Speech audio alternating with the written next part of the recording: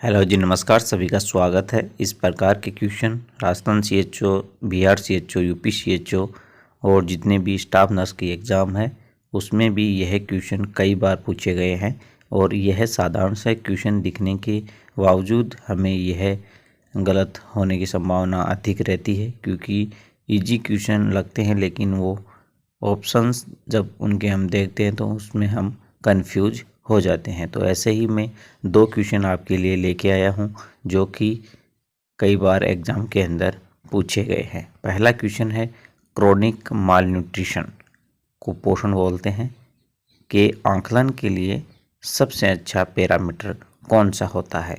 इसके लिए जो 4 ऑप्शन दिए हुए होते हैं वो आपने देखे होंगे। प्रीवियस जो एग्ज़ाम है उसमें भी ये क्वेश्चन आया था। आपको बताना है कि जो क्रोनिक मालन्यूट्रिशन को जो आकलन करने के लिए जो भी पैरामीटर इस्तेमाल किया जाता है वह कौन सा है।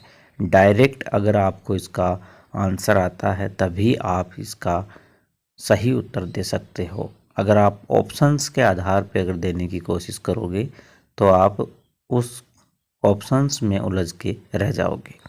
तो इसका आपको राइट आंसर कमेंट करना है विद इन 10 सेकेंड में, या फिर आप 10 सेकेंड वेट कर सकते हो।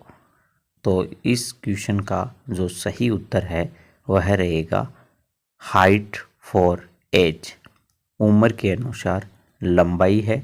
यह पैरामीटर क्रोनिक कुपोषण का आकलन करने के लिए सबसे अच्छा जो पैरामीटर है वह होता है। इसी से रिलेटेड एक और क्वेश्चन आता है। क्वेश्चन है, एक्यूट मालन्यूट्रिशन, तीव्र कुपोषण के आकलन के लिए सबसे अच्छा पैरामीटर कौन सा होता है। वैसा ही क्वेश्चन है जैसा कि आपने पिछला जो क्वेश्चन देखा था उसमें पूछा गया था क्रोनिक मालन्यूट्रिशन। इसमें आपको बताना है एक्यूट मालन्यूट्रिशन का जो आकलन करने के लिए सबसे अच्छा पैरामीटर कौन सा होता है। यह क्वेश्चन हिंदी में भी आपको देखने को मिल सकता है कि तीव्र कुपोषण, ये जो तीव्र कुपोषण शब्द है वह जो इंग्लिश मीडियम वाले हैं उनके लिए बहुत ही मुश्किल है, पता नहीं है उनको कि तीव्र कुपोषण क्या होता है। तो एक्यूट मालन्यूट्रिशन को ही तीव्र कुपोषण बोलते हैं। इसके आकलन के लिए सबसे अच्छा पैरामीटर आपको बताना है। विद इन 10 सेकेंड्स में आप इसके लिए आंसर कमेंट कर सकते हो कि एक्यूट मालन्यूट्रिशन को आकलन करने के लिए सबसे अच्छा पैरामीटर यह होता है। तो अब हम इस क्वेश्चन के लिए राइट आंसर जान लेते हैं। राइट आंसर रहेगा वेट फॉर हाइट, वजन के अनुसार लंबाई।